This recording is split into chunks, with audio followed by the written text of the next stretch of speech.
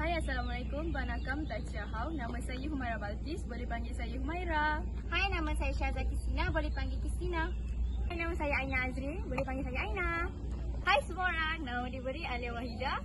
Orang selalu panggil Alia je. Nama diberi Fatin Yasita binti Madara. Boleh panggil Jasnita.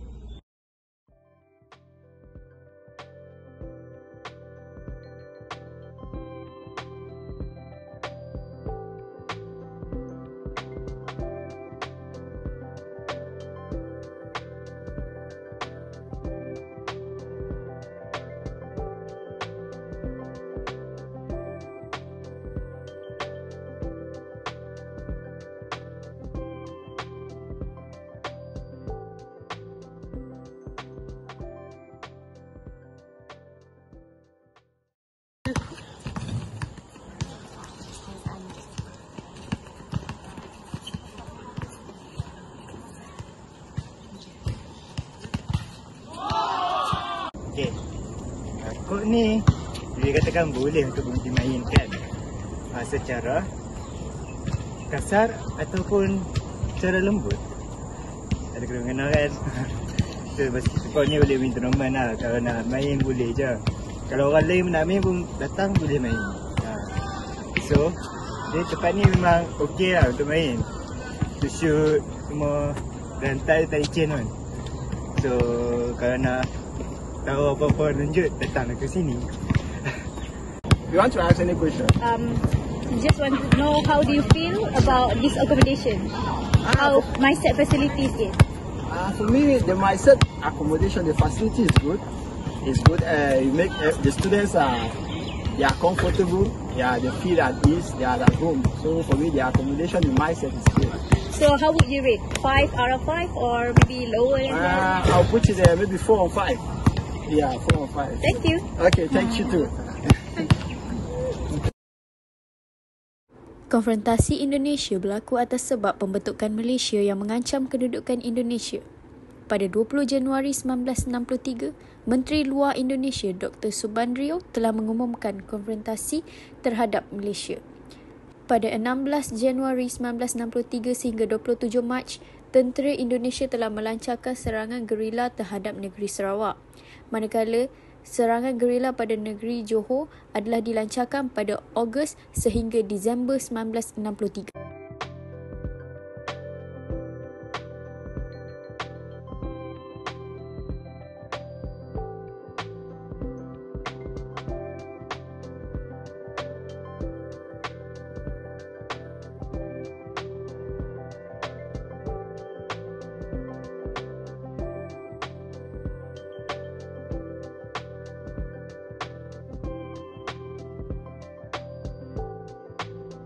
Berikut adalah merupakan garis masa tentang serangan gerila. Pada 12 April 1963, pendaratan tentera dan separa tentera Indonesia berlaku di Tebedu, Sarawak. Pada 29 Disember 1963, berlakunya peristiwa berbalas tembakan di antara tentera Malaysia dan Indonesia di Kalabakan, Sabah. 2 September 1964, terdapat peristiwa pendaratan 30 orang gerila Indonesia di Labis, Johor. Namun, peristiwa ini berjaya ditahan dan disekat oleh tentera Malaysia.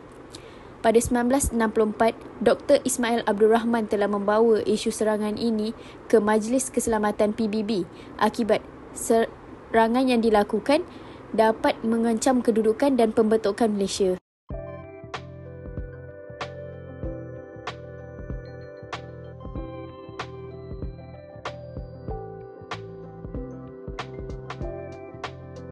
Ini pula merupakan garis masa langkah menamatkan konfrontasi. Langkah menamatkan konfrontasi. Malaysia mengambil pendekatan diplomatik dalam menamatkan konfrontasi, di mana usaha awal U10 Setiausaha Agung PBB mengutuskan wakilnya CV Narasimhan pada Februari 1963 untuk berunding dengan pemimpin kerajaan Indonesia dan Persekutuan Tanah Melayu. Pada 9 April 1963, Presiden Macapagal menganjurkan rundingan peringkat pegawai di Manila, di mana negara kita diwakili Muhammad Ghazali Shafie. Pada tahun 1963, Tunku Abdul Rahman menerima undangan dari Presiden Soekarno untuk berjumpa di Tokyo. Tunku Abdul Rahman menerangkan tujuan pembentukan Malaysia. Selain itu, beliau juga hadir mesyuarat peringkat menteri luar di Manila pada 7 hingga 11 Jun 1963 untuk mencari cara menyelesaikan konfrontasi. Wakil Menteri Luar Negara Indonesia, Dr. Subandrio. Abdul Rahman, Presiden Soekarno dan Presiden Majapagal hadir mesyuarat di Manila pada 31 Julai sehingga 5 Ogos 1963.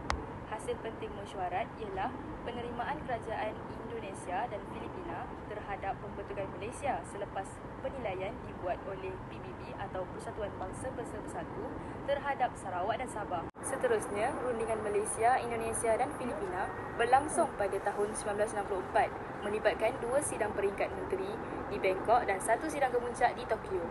Peranan utama dimainkan oleh Tan Nhat Homan, Menteri Luar Thailand yang menganjurkan pertemuan dengan Menteri Luar Indonesia. Peralihan kepimpinan di Indonesia pada 30 September 1965 menamatkan konfrontasi. Jeneral Soekarno melantik Jeneral Ali Murtopo dan Adam Malik untuk berunding menamatkan konfrontasi. Pada 4 Ogos 1966, berita baik buat kerajaan Malaysia iaitu kerajaan Indonesia telah mengumumkan penamatan konfrontasi terhadap kerajaan Malaysia. Seterusnya, langkah terakhir ialah pada 11 Ogos 1966, Tunku Abdul Razak Husin telah menandatangani Perjanjian Persetujuan Normalisasi Hubungan Indonesia-Malaysia di Jakarta.